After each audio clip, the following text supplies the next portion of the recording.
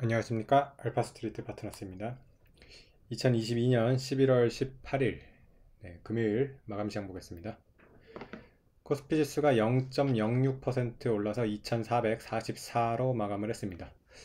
거의 보합으로 마감을 했고요. 오전에는 좀 올랐었는데 결국에는 상승폭을 줄이면서 거의 보합 수준으로 마감을 했습니다. 오늘은 외국인이 2천억 정도 이렇게 사면서 그래도 수급이 다시 조금 돌아온 것 같아서 다행인 것 같습니다. 네, 지금 코스피 지수가 이렇게 좀 2,500선을 못 넘고 이렇게 좀 다시 빠져버렸는데요. 아무래도 이제 미국 쪽 소식의 영향을 지금 크게 받는 것 같습니다. 미국 연준의 그 의원 중에 하나죠. 네, 블라드 총재가 기준금리가 7%까지 올려야 된다. 뭐 이런 얘기를 한 모양이에요. 그래가지고 지금 원래 시장에서는 한 5.25% 정도가 이제 금리의 상단이라 이렇게 예상을 하고 있었는데 지금 이렇게 되면 글쎄요, 뭐 한 6%나 이 정도도 좀 현실적으로 봐야 되는 거 아닌가 이런 생각이 들면서 또 증시 밸류에이션에 상당히 부담을 주고 있습니다. 근데 아마 이 블라드 총재가 좀 지나치게 얘기한 감은 있는 것 같아요. 실제로 7%까지 가기는 힘들 것 같습니다. 만약에 7%가 된다 그러면 증시는 상당히 많이 빠질 거예요. 우리나라 같은 경우 지금 보면 PER이 10배가 넘거든요. 코스피가 최근에 이제 좀 올라오면서 PER이 10배가 다시 넘어갔습니다. 이게 저번에 이제 저점일 때는 거의 9배, 뭐 한 8배까지 이제 가까이 갔었는데 지금 다시 10배가 넘었거든요.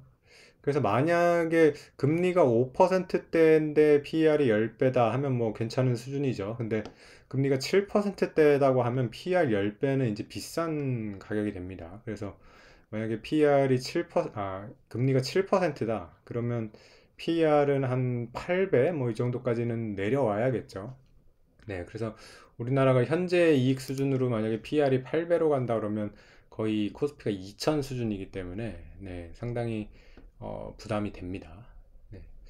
마찬가지로 미국 쪽도 보면요. 미국 쪽은 사실은 우리보다 좀 그 밸류에이션 부담은 훨씬 크죠. S&P가 지금 19가 넘고요. 지난 이제 12개월 실적으로 봤을 땐 그렇습니다. 앞으로 실적으로 봤을 때는 17배 정도인데요. 네. 그래서 어쨌든 미국이 지금 향후 1년 실적으로 봐도 17배이기 때문에 금리 7%가 된다 그러면 미국도 상당히 조정을 받을 수밖에 없습니다. 17배 정도라 그러면 이게 지금 주가 수익률이 6%가 안 되거든요. 네. 그래서 만약에 주가 수익률보다도 금리가 높다 그러면 주식 투자보다도 이런 좀 예금이나 이런 쪽으로 돈이 가겠죠. 네, 그래서 지금 또 사실은 인플레가 어느 정도 좀 꺾이는 모습이 나와가지고 주식시장이 반등을 했었는데 다시 이렇게 지금 연준에서 강한 이런 발언을 하는 바람에 일단은 상승세는 완전히 제동이 걸린 그런 모습입니다. 그래도 뭐 그렇게 아직은 그렇게 폭락하는 그런 수준은 아니고요. 일단은 S&P 같은 경우는 4천 정도 선에서 막히고서 이제 좀 내려오는 모습이고요. 우리나라 코스피 같은 경우는 2,500 선에서 막혀가지고 이렇게 내려오는 그런 모습입니다. 네, 오늘도 한번 주요 종목도 한번 보겠습니다. 삼성전자는 0.6% 정도 올라서 뭐 지수보다는 좀 더 올랐습니다. 어제 좀 많이 빠졌기 때문에 오늘 살짝 이제 돌림이 나온 것 같고요. 네, 그 외에 뭐 주식들은 별로 움직임이 없었습니다. 오늘은 원래 지수도 뭐 보합이었고요. 네, 특별히 크게 움직인 종목들이 없습니다. 네이버가 뭐 한 1%, 카카오가 2% 정도 이렇게 빠졌고요. 어, 네. 현대중공업 같은 게 3% 올랐고, NC소프트가 5% 빠졌네요. 카카오페이도 4%, SK바이오사이언스도 5%. 네, 이렇게 좀 제법 빠진 주식들은 몇 개 보이는 것 같습니다. 네, 그래서 지금 참 우리나라도 보면 이 사실은 이 밸류에이션을 높이는 게 가장 좋은 거거든요. 어떻게 보면 미국이 지금 19배를 이렇게 주고 있는데 S&P 500 기준으로 우리나라가 이렇게 10배밖에 못 받는다는 거는 항상 미국의 거의 절반 정도 수준밖에 밸류에이션을 못 받습니다. 그래서 우리나라는 가장 근본적인 문제가 뭐 주주환원이겠죠. 역시 주주환원이 좀 되면 사실은 그 S&P가 19배라고 했을 때 우리나라가 한 15배 정도만 간다고 해도 사실은 지수로는 지금 현재 지수로도 3,600 정도가 되죠. 그래서 그렇게 밸류에이션을 높일 수 있는 그런 기업들의 노력이 필요한데 참 그게 안타깝습니다. 지금 삼성전자 같은 경우도 어, 굉장히 낮죠. 배당 성향을 보면 작년 이제 25%밖에 안 됩니다. 삼성전자 같은 경우는 평균적으로 한 25% 정도밖에 안 됐었고요.